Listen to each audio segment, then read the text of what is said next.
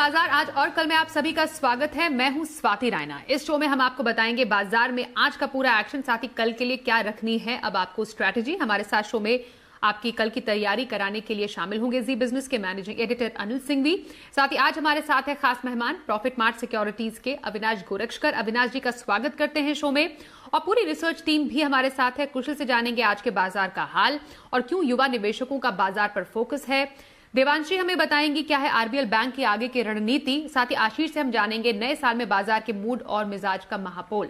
बातचीत शुरू करें उससे पहले हफ्ते का पहला कारोबारी दिन बाजार के लिए कैसा रहा। तो हमने देखा लाल निशान में बाजार खुले, लेकिन उसके बाद निचले स्तरों से बाजार ने दिखाई दमदार रिकवरी और बढ़त पर जाकर बंद हुए।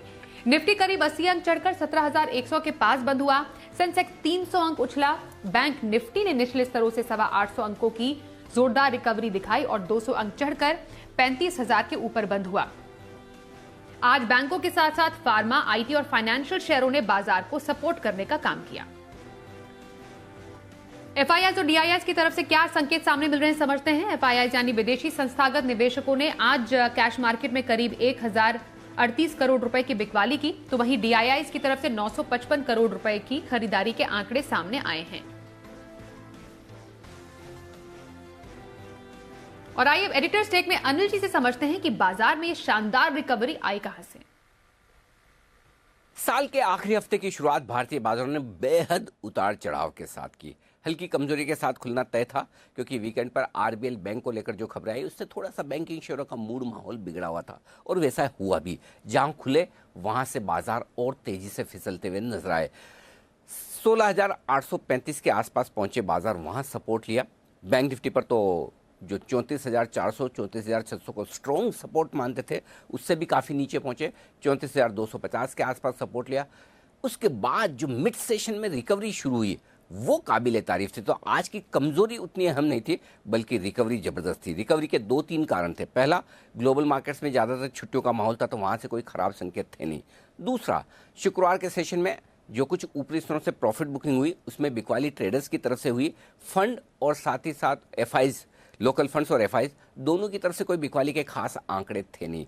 तीसरा, ओमिक्रॉन को लेकर हालांकि रेस्ट्रिक्शंस थोड़े बढ़ रहे हैं, लेकिन डर उतना नहीं है, क्योंकि ये थोड़ा सा डेडली कम है। और दूसरा ये कि हॉस्पिटलाइजेशन की ज़रूरत कम है, ये आंकड़े आ रहे हैं। साथ ही अफ्रीका में थोड़े से आंकड़े कम होते हुए दिखे हैं। ये 3-4 खबरें ओमिक्रॉन के फ्रंट पर आई, जिसने भी बाजार का मूड माहौल सुधारने का काम किया। लेकिन जो स्मार्ट रिकवरी निचले स्तरों से आती दिखी, उन सपोर्ट लेवल से जिन पर वाकई में बाजार को रुकना चाहिए, और वहाँ से जो रिकवरी बनी, दिन भर में धीमे धीमे बाजार बढ़त बनाते हुए दिन के हाईएस्ट पॉइंट पर जाकर बेहद कॉन्फिडेंस से बंद हुए। और ये सब कुछ तब हुआ जब डाउ फ्यूचर्स एकदम शांत थे। 3 दिनों के बाद आज अमेरिकी बाजार खुलेंगे, लेकिन किस तरह का ट्रेड होगा उसका अंदाजा नहीं। लेकिन उसके बावजूद भारतीय बाजार 17,100 के बेहद करीब बंद होने में कामयाब रहे। 17,000 के ऊपर की क्लोजिंग फिर से कॉन्फिडेंस बढ़ाने वाली है। और बैंक निफ्टी पर भी 35,000 के ऊपर फिर से बंद होने में कामयाब रहे, तो ये भी क्लोजिंग कॉन्फिडेंस बढ़ाने वाली। तो एक बेहतरीन ट्रेडिंग सेशन इस लिहाज से कहा जा सकता है, क्योंकि सुबह 9:15 बजे जो मूड माहौल था, 3:30 बजे उसके ठीक विपरीत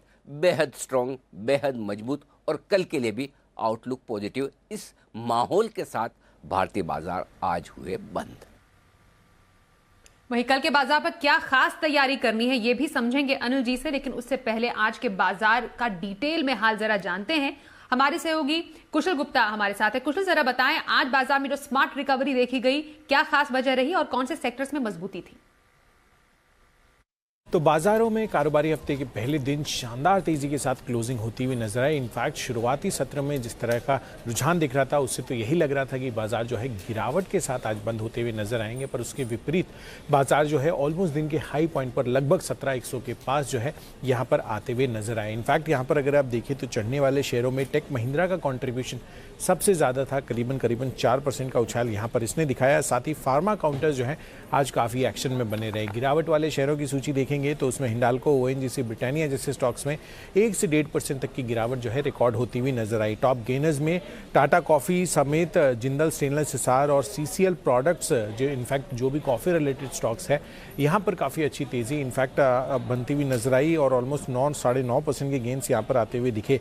इनफैक्ट अगर आप गिरावट का रुझान दिखेंगे तो उसमें सबसे पहले तो डेफिनेटली आरबीएल बैंक, जिस तरह की खबर का डेवलपमेंट होता हुआ दिखा एमडी एंड सीईओ को लेकर, वहाँ पर 18-19% की गिरावट के साथ क्लोजिंग होती हुई हुई नजर आई। आइनॉक्स लेजर, टानला प्लेटफॉर्म जैसे स्टॉक्स पर भी आज भारी दबाव हमें देखने को मिला। फार्मा स्पेस डेफिनेटली यहाँ पर तो बेहतरीन तेजी थी, तो फ्रंटलाइन फार्मा काउंटर्स के साथ साथ बाकी जितने भी फॉलो ऑन काउंटर्स हैं वहाँ पर भी दमदार तेजी के साथ आज क्लोजिंग हुई। और साथ ही बैंक्स और एनबीएफसी स्पेस में Shriram transport finance, Cholamandalam investments जैसे स्टॉक्स पर अच्छा रुझान देखने को मिला। इनफैक्ट आईटी स्पेस अगर आप देखें तो यहाँ पर जो मिड कैप और खासकर जो नए सेट ऑफ स्टॉक्स हैं जो हाल ही में लिस्ट हुए थे, हैप्पीएस्ट माइंड्स आप देखिए ऑलमोस्ट 5% की तेजी के साथ भी बंद होता हुआ नजर आया। पर एफएमसीजी स्पेस एक ऐसा था जहां पर दबाव आज के सत्र में भी देखने को मिला, डिफेंसिव काउंटर होने के बावजूद। और अंत में जी के हिट कॉल्स की बात करें तो हिमांशु जी ने सिप्ला का कॉल हमें दिया था, साथ ही टीसीएस पर संदीप जैन की जो राय थी वहां पर ये कारगर साबित होती हुई दिखी। तो ओवरऑल मार्केट की ब्रेड जो है आज काफी ज्यादा पॉजिटिव रही और बेहतरीन तेजी के साथ जो है हमें आज के सत्र में कारोबारी हफ्ते का जो पहला दिन है यहाँ पर क्लोजिंग होती हुई नजर आई। आइए अब सीधे रुक कर लेते हैं हमारे आज के एक्सपर्ट अविनाश गोरक्षकर का। अविनाश जी, साल का आखिरी हफ्ता और पहला दिन पॉजिटिव क्लोजिंग बाजार ने दी है। बाकी हफ्ते के लिए क्या प्रिडिक्ट अप कर रहे हैं बाजार के लिए, साथ ही पोजिशनल व्यू कहां पर रखने की सलाह देंगे? स्वाति, मुझे लग रहा है कि मार्केट्स में 17,000 का लेवल छूना पहले दिन हफ्ते का काफी पॉजिटिव डेवलपमेंट है। मुझे लग रहा है कि मार्केट्स एक छोटी रेंज में रहेगी और जैसे कि सभी को पता है कि अभी छुट्टियों का सीजन शुरू हो गया है, तो एफआईआईस का जो फ्लोज है वो काफी कम होने की संभावना है। लेकिन अगर थोड़ी बहुत और बिकवाली एफआईआईस से अगर हुई तो ही मार्केट्स में दबाव रहेगा, बट अदरवाइज हमको लग रहा है कि मार्केट्स इस लेवल से थोड़ा बहुत और बढ़ने की उम्मीद रख सकते हैं और स्टॉक स्पेसिफिक एक्टिविटीज पे ही ज्यादा ध्यान दे तो इन्वेस्टर्स को अच्छा प्रॉफिट्स मिलेगा। हमारे राय में पोजिशनल व्यू हमको आईटी सेक्टर पे लेना चाहिए और यहाँ पे हमको टेक महिंद्रा काफी पसंद है।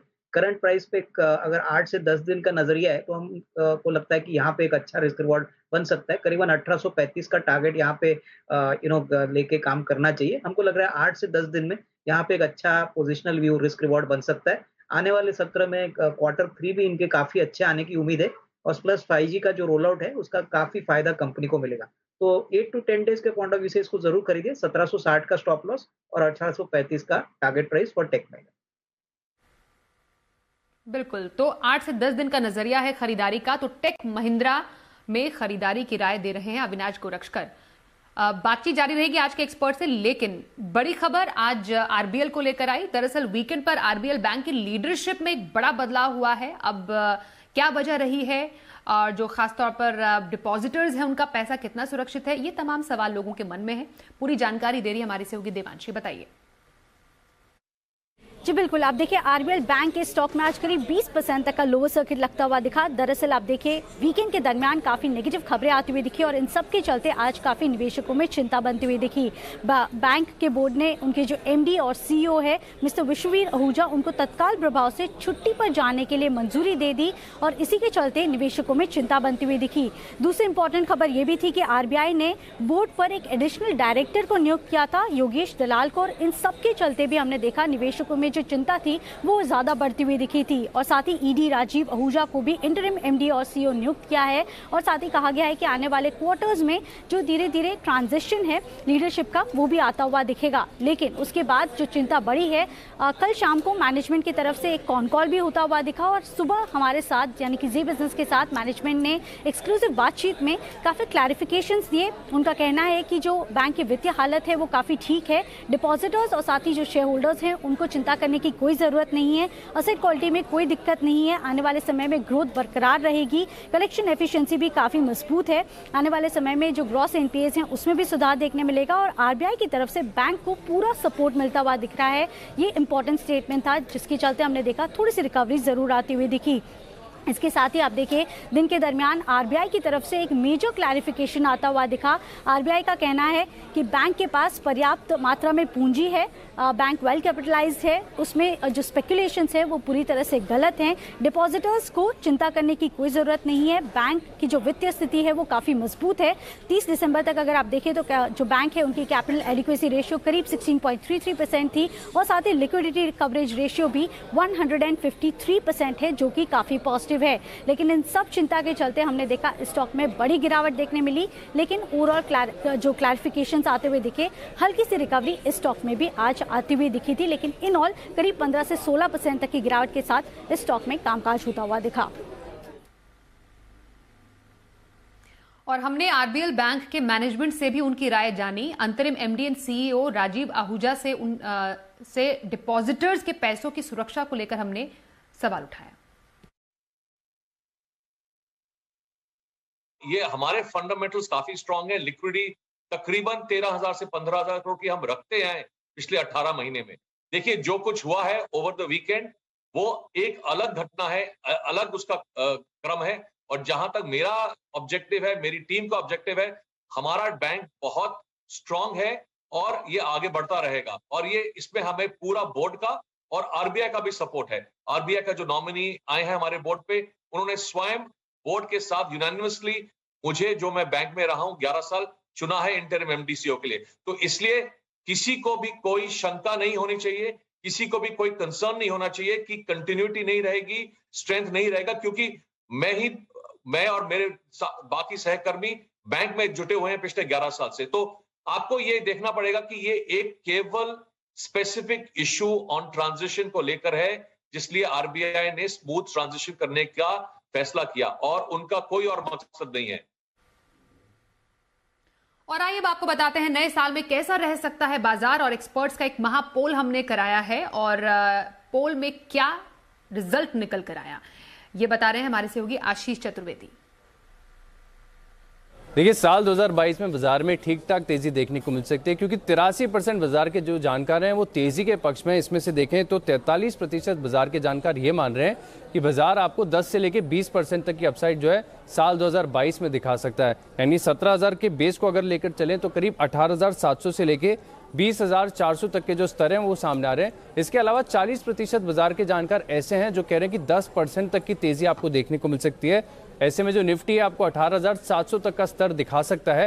यानी कुल मिलाकर देखें तो 83% जो है तेजी के पक्ष में, लेकिन 17% बाजार के जानकार ऐसे भी हैं जो कह रहे हैं कि पिछले 1-1.5 साल में अगर आप देखें तो बाजार में भरपूर तेजी आ चुकी है, तो 2022 जो है एक कंसोलिडेशन और करेक्शन का साल हो सकता है। तो ऐसे में करीब 5 से लेकर 10% तक की गिरावट आपको यहाँ पर देखने को मिल सकती है।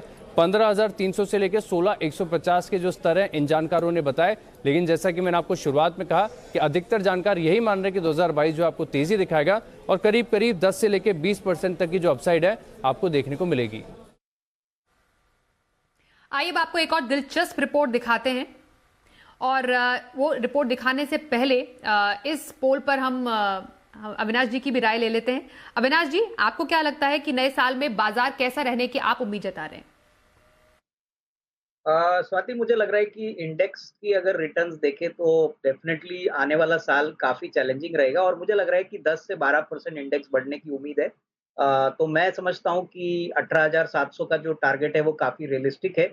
मार्केट्स डेफिनेटली और भी भाग सकते हैं, प्रोवाइडेड जो हेडविंड्स है, जैसे कि एफआई की सेलिंग है, यूएस की टेपरिंग है, यहाँ पे अगर कोई ब्रेक लगता है, और most importantly stock specific activity बहुत ज्यादा होगी। मैं समझता हूँ 2022 में स्टॉक पिकिंग बहुत अहमियत रखेगा, क्योंकि ऐसे काफी कंपनीज होगी जो शायद 25, 30, 40% रिटर्न आपको साल भर में दे सकती है। तो इंडेक्स से ज्यादा मुझे लग रहा है कि निवेशकों को स्टॉक पिकिंग पे ज्यादा फोकस करना चाहिए। बिल्कुल सर, चलिए अब आगे बढ़ते हैं। और जिस रिपोर्ट की हम बात कर रहे थे, दिलचस्प रिपोर्ट, वो ये है कि किस तरीके से जो नए निवेशक है और खासतौर पर युवा पीढ़ी है, उनका जो जोश है, जो उनकी संख्या है, वो निवेशक के तौर पर बढ़ती जा रही है। बाजार में युवा निवेशकों की बाढ़ देखी जा रही है। हमारे सहयोगी कुशल गुप्ता हैं, कुशल से समझते हैं ये रिपोर्ट जो है नए खातों में 70% हिस्सा युवाओं का, क्या है इसमें और खास? तो 2021 में आप देखिए जो देश की युवा पीढ़ी है उनका जो पार्टिसिपेशन है मार्केट्स में वो काफ़ी बेहतरीन होता हुआ दिखा है। इनफैक्ट अगर आप देखें तो यहाँ पर नए खाते में जो खुलते हुए नज़र आए हैं डीमैट खाते, वहाँ पर 70% हिस्सा जो है मिलेनियंस का होता हुआ दिखा है as per a research report. In fact tier 2 और टियर 3 शहरों से काफ़ी बेहतरीन पार्टिसिपेशन आई है। और डीमैट खातों की बात करें तो FY 20 के मुकाबले FY 21 में लगभग 34% की ग्रोथ, और उसके बाद FY 22 में, जो कि अगर आप अब तक नवंबर की बात करें तो यहाँ पर ऑलरेडी हमें 40% की ग्रोथ देखने को मिल चुकी है, और अभी भी FY 22 में 4 महीने बाकी हैं। तेज़ी की सबसे बड़ी जो कुछ वजह हैं वो मैं आपके सामने रखता हूं, जिसमें सबसे पहला तो यह है कि जो स्मॉल कैप और मिड कैप शेयर है उसमें शानदार मुनाफा जो है रिटेल पार्टिसिपेशंस को देखने को मिला है, और यहाँ पर कहीं ना कहीं 45 से 57% के गेंस हमें आते हुए नजर आए हैं। इनफैक्ट अन्य एसेट क्लासेस के मुकाबले इक्विटी ज़्यादा बेहतर विकल्प लग रहा है जितने भी रिटेल निवेशक है। और साथ ही अगर आप तीसरी बड़ी बात करें तो जो प्रोसीजर है खासकर KYC का और डीमैट अकाउंट खोलने का, वहाँ पर काफ़ी बड़ी रिडक्शन होती हुई दिखी है। इनफैक्ट पिछले कुछ सालों में अगर आप देखें तो 1 हफ्ते 1.5 हफ्ते लगते थे एक डीमैट अकाउंट खुलने में, उसके मुकाबले अब 30 मिनटों में ऑनलाइन KYC वेरिफिकेशन के बाद यहाँ पर ये चीज़ अब आती हुई नज़र आ रही है। तो प्रोसीजरल ईज़ होने से कहीं ना कहीं काफ़ी बड़ा सपोर्ट और काफ़ी बड़ी राहत रिटेल पार्टिसिपेशन में होती हुई नज़र आ रही है, और इसी वजह से हम देख रहे हैं कि जो देश में डीमैट अकाउंट्स हैं वो लगातार और काफ़ी बढ़िया पेस पर ग्रो कर रहे हैं। और कल के बाजार पर क्या खास स्ट्रैटेजी आपको रखनी चाहिए और बाजार के लिए अहम संकेत समझते हैं अनिल जी से? जहां तक कल के बाजारों का सवाल है, एक बात तो तय है कि अमेरिका के संकेत देखने होंगे 3 दिनों के बाद। जब अमेरिकी बाजार आज खुलेंगे, गुरुवार को S&P रिकॉर्ड हाई पर बंद हुआ था, तो मोमेंटम तो स्ट्रांग है, उसे आज आगे बढ़ा पाते हैं या नहीं। साल के आखिरी हफ्ते में आमतौर पर 80% वक्त अमेरिकी बाजार मजबूत रहते हैं, 1.5-2% की तेजी दिखाते हैं, और अगर उसी ट्रेंड को फॉलो करते हुए अमेरिकी बाजार अगर आज मजबूत होते हैं रात को, तो कल सुबह हमारे लिए संकेत वहां से बेहतर होंगे। सपोर्ट रेंज 17,000 के ऊपर निकलने के बाद बाजार के लिए थोड़ी बेहतर होती हुई दिख रही है। 16,900 के आसपास अब निफ्टी कल के लिए सपोर्ट देगा। 16,900 17,000 की रेंज आप मान कर सकते हैं, और ऊपर की तरफ 17,150 17,300 फाइनल टारगेट है जहां तक निफ्टी जाने की कर सकता है कोशिश। बैंक निफ्टी 35,000 से थोड़ा सा ऊपर बंद हुआ है। 34,400 34,600 बैंक निफ्टी पर है मजबूत सपोर्ट, और ऊपरी स्तर पर 35,325 से 35,475 की रेंज है जहां तक ऊपर जाने की कोशिश बैंक निफ्टी की तरफ से हो सकती है। उतार चढ़ाव वाले सेशंस आपको थोड़े देखने को मिल सकते हैं। वॉल्यूम्स कम है, पार्टिसिपेशन थोड़ा कम है, फंड्स और FIs थोड़े छुट्टियों के मूड में ज़रूर है, लेकिन स्टॉक स्पेसिफिक एक्शन भरपूर है। स्पेशली खबरों के दम पर बाजार में पूरा एक्शन होता हुआ दिख रहा है, और वहीं पर कल भी आपको करना है फोकस। तो कल के बाजार पर स्ट्रैटेजी समझी। आइए आप बताते हैं आपको कि वायदा बाजार में ऑप्शन की किस रणनीति से आपको मिलेंगे कल कमाई के मौके।